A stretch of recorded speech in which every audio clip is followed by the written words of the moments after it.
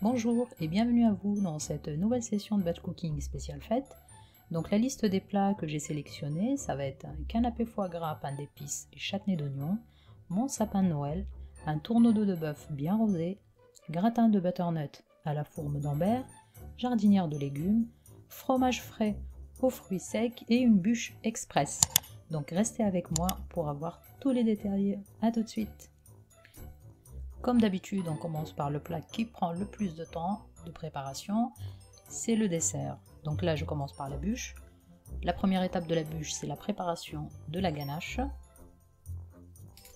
Donc là, j'ai fait chauffer ma crème. J'ai aussi fait fondre mon chocolat au bain-marie. Je mélange le deux tout doucement en 3 fois. Et après, voilà, il faut vraiment bien mélanger. Donc avant que j'oublie, vous aurez toute la liste des ingrédients sur la barre d'infos tout en bas de la vidéo, dans la description. Voilà, donc là j'ai bien mélangé ma crème avec mon chocolat. Je réserve dans un plat qui va au frais, dans un récipient qui passe au frais. Je couvre au contact et je laisse au frigo au moins 2 heures. 2 heures, pas 12. Donc là, en fait, la crème, il faut qu'elle soit bien froide pour qu'on puisse la monter au batteur plus tard.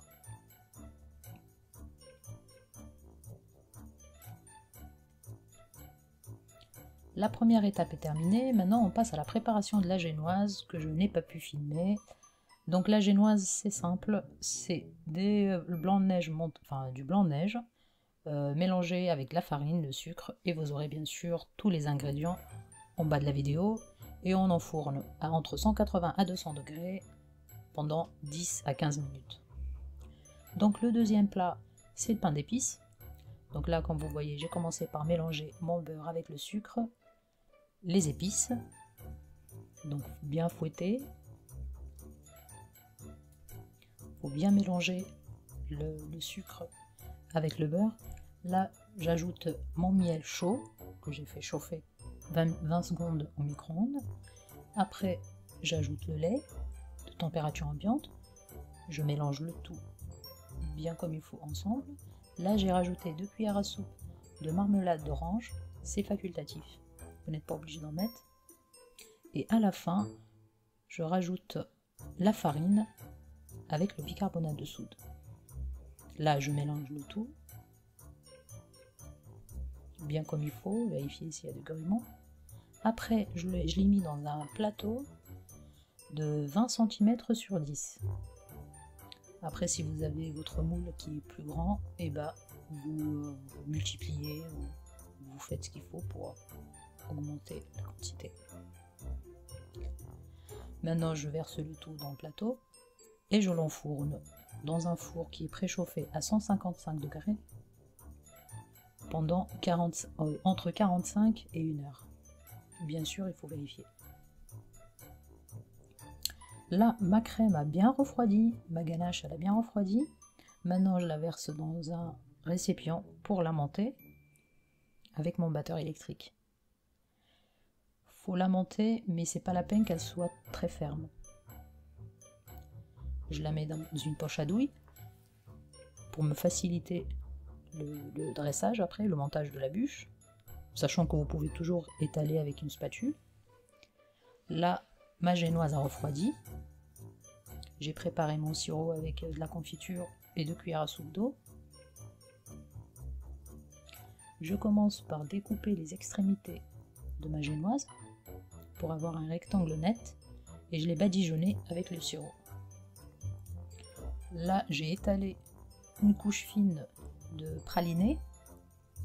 Vous pouvez le préparer à la maison, sinon vous pouvez l'acheter, hein, ça se vend partout. Sinon, vous pouvez le remplacer par quelques noisettes concassées. Et par-dessus, j'ai mis ma ganache. Donc la ganache, il faut l'étaler partout, généreusement.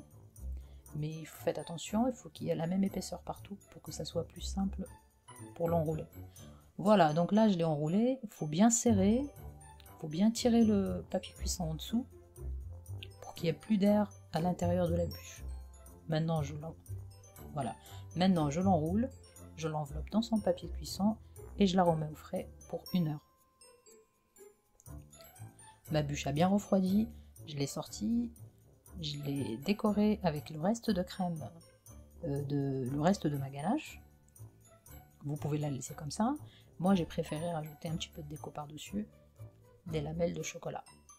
Vous aurez la vidéo en détail de la bûche dans la description tout en bas. Voilà, donc mon dessert est prêt. Je finis de le décorer. Bien sûr, la décoration, c'est quand vous souhaitez. Vous pouvez aussi la laisser nature et la saupoudrer de sucre glace. C'est toujours aussi beau. Donc le reste de chocolat passe au frigo pour une prochaine décoration, un prochain dessert. La petite touche finale, j'ai saupoudré de cacao sans sucre et je l'ai placé au frais. La deuxième étape, ça va être le sapin. Donc j'ai pris 2 disques de pâte feuilletée. Je les ai superposés l'un au-dessus de l'autre. Entre les deux, bien sûr, j'ai laissé papier de cuisson pour que ça colle pas. Et je vais commencer par tracer mon sapin. Donc là, je coupe le premier disque. Et entre les 2 disques, il y a un papier de cuisson. Ce qui fait que, voilà, j'ai tracé, je suis les traits et je découpe le deuxième disque.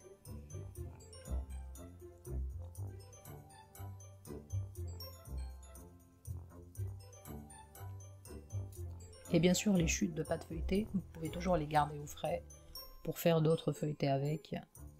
Ça fait l'affaire. Là, j'étale mon pesto rouge que j'ai fait à la maison avec des poivrons marinés, quelques tomates séchées, pignons, parmesan râpé et 2 gousses d'ail et de l'huile d'olive. Bien sûr, vous aurez la recette exacte tout en bas de la vidéo. Les ingrédients. Voilà, donc là j'ai étalé partout, j'ai mis par-dessus mon deuxième sapin, j'appuie un petit peu dessus pour coller les deux, sans trop écraser, sinon la farce elle va sortir sur les côtés. Et je commence à faire mon traçage pour la décoration. Donc je découpe sur les côtés, en laissant à peu près 2 cm au milieu du sapin. Faut pas que les 2 traits se rejoignent au milieu. Voilà, comme vous voyez sur la vidéo, je découpe des 2 côtés. Faut vraiment faire vite parce que la pâte feuilletée, faut pas qu'elle chauffe, sinon elle devient collante.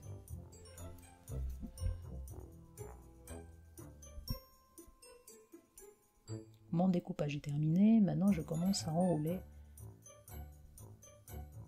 Voilà. Comme vous voyez à la vidéo, je commence à enrouler mes petits bâtons. Donc là, je badigeonne avec un jaune d'œuf et je saupoudre avec du parmesan râpé. Maintenant, je la place au frais et on passe à l'étape suivante. Voilà les légumes que je vais utiliser pour ma jardinière de légumes.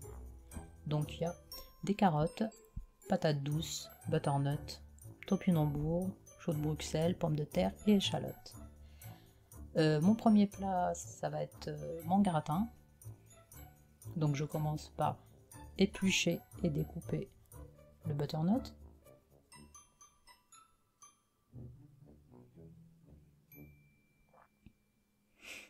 Voilà, donc mon butternut, j'ai récupéré, je l'ai découpé en 2 parties. Il y a une partie que je vais utiliser pour mon gratin et l'autre je vais la rajouter à ma jardinière de légumes. Comme vous voyez, les bâtonnets de butternut, elles sont pas trop fines. Maintenant, je prépare mon appareil avec de la crème liquide entière et 2 œufs et un peu d'épices. Sel, poivre, 4 épices et muscade, noix de muscade.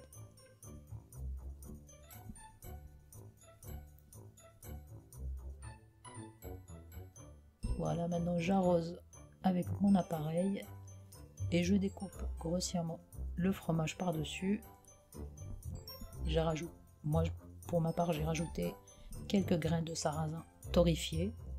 Si vous voulez, vous pouvez toujours les remplacer par des amandes effilées ou des noisettes. Et je l'enfourne pour 30 minutes de cuisson à couvert. Là, je passe à la préparation de ma jardinière de légumes. Donc, comme vous voyez, j'ai découpé tous mes légumes en cubes. Et mes choux de Bruxelles, je les ai découpés en deux. Je mélange tous les légumes. J'assaisonne. Sel, poivre et un peu de curry. Des herbes. Et de l'huile d'olive.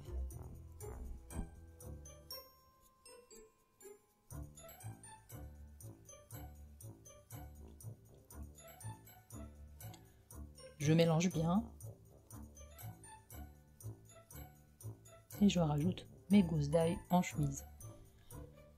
Mon plateau est prêt, maintenant il ne me reste plus qu'à le couvrir avec un papier de cuisson par-dessus un papier aluminium. Donc je couvre bien pour que tous mes légumes cuisent en dessous tranquillement. Et je l'enfourne pour 1 heure de cuisson à 160 degrés. Bien sûr, vous pouvez mettre le gratin et les légumes en même temps, il n'y a aucun problème. Moi j'ai mis les 3 avec le sapin. Et là je passe à la préparation de mon beurre escargot ou mon beurre maître d'hôtel. Donc j'ai utilisé 2 échalotes, 2 gousses d'ail, une demi-botte de persil haché et du beurre froid découpé en cubes. J'ai tout mixé. Voilà ce que ça donne à la fin. Tout est bien mélangé. J'ai rajouté un petit peu de sel et un peu de poivre. Si vous voulez, vous pouvez toujours ajouter un peu d'herbe de Provence.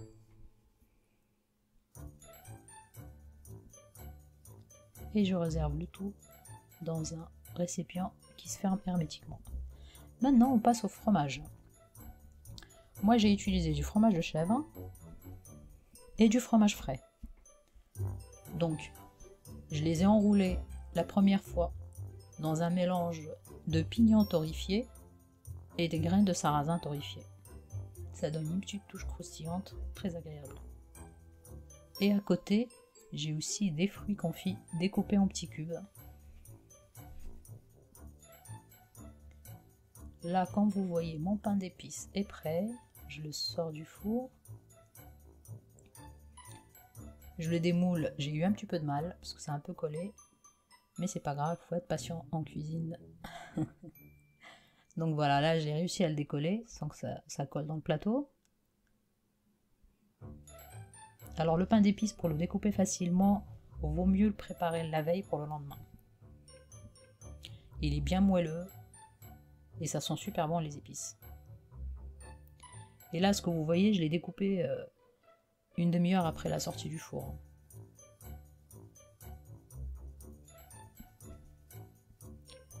Maintenant, je commence à préparer mon châtenay d'oignon. Donc j'ai mis l'huile d'olive dans ma casserole. J'ajoute mes oignons découpés en lamelles. J'ai utilisé 3 gros oignons là. Le sucre cassonade. Il faut bien mélanger. Il faut compter à peu près 2-3 minutes jusqu'à ce que les oignons deviennent translucides. Après, j'assaisonne, sel et poivre. Et là, j'ajoute mon miel, à peu près 1 cuillère à soupe. Miel de fleur de préférence. Et un petit peu avant la fin, j'ajoute 2 cuillères à soupe de vinaigre balsamique. Donc je laisse mon oignon refroidir tranquillement. Après, je le réserve au frais. Donc là, on passe à la cuisson du tourneau-d'eau. Le tourneau-d'eau, c'est une viande qui ne nécessite pas beaucoup de cuisson. Elle est très tendre. Il faut la saisir avec un feu assez vif. Donc bien la saisir des 2 côtés. La graisse qu'il y a tout autour, elle est là pour hydrater la viande, pour qu'elle ne soit pas sec. Si vous n'aimez pas, vous n'êtes pas obligé de la laisser. Moi, elle s'est enlevée, donc il n'y a pas eu besoin de la garder.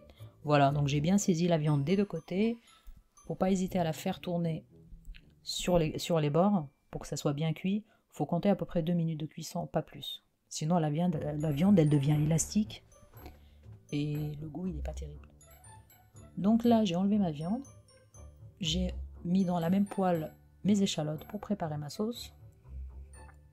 Donc je fais revenir mes échalotes dans la même poêle avec le sucre de la viande. J'ai rajouté 1 cuillère à soupe de mon beurre escargot. Après, j'ai déglacé avec la crème entière, sel, poivre, un peu de vinaigre balsamique et 2 ou 3 cuillères à soupe d'eau à la fin. pour avoir une sauce onctueuse.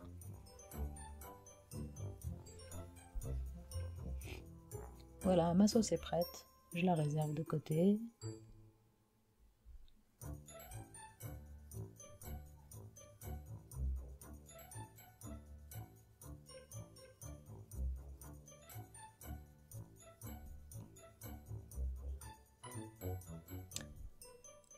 Donc là, j'ajoute mon châtenay à refroidi. J'ai rajouté un petit peu sur mes pains d'épices. Et bien sûr, il manque le foie gras que j'ajouterai le jour J. Voilà, comme vous voyez, mon menu est terminé. J'ai tout préparé en même pas 2 heures. Donc mon sapin, je l'ai cuit tout de suite pour vous montrer ce que ça donne. Mais vous pouvez toujours le préparer la veille pour le lendemain. Même le préparer 2 jours ou 3 jours avant et le laisser dans le congélateur. Et le jour J, vous le placez au four à 180 degrés pendant une trentaine de minutes. C'est valable aussi pour le gratin. Vous pouvez toujours faire les préparations à l'avance et les cuire le jour J. Donc, et aussi la jardinière de légumes. Donc vous découpez, vous assaisonnez, vous mettez dans des boîtes hermétiques, ça passe au congélateur. Ça peut attendre aussi 2-3 jours dans le frigo. Et le jour J, vous passez à la cuisson. La session d'aujourd'hui est terminée. J'espère que le menu que je vous ai proposé vous a plu. N'hésitez pas si vous avez des questions. Si la vidéo vous a plu, n'hésitez pas à partager, liker et vous abonner. Et activer la petite cloche pour recevoir toutes les notifications de mes prochaines vidéos. A très bientôt, bonne fête à tous, au revoir.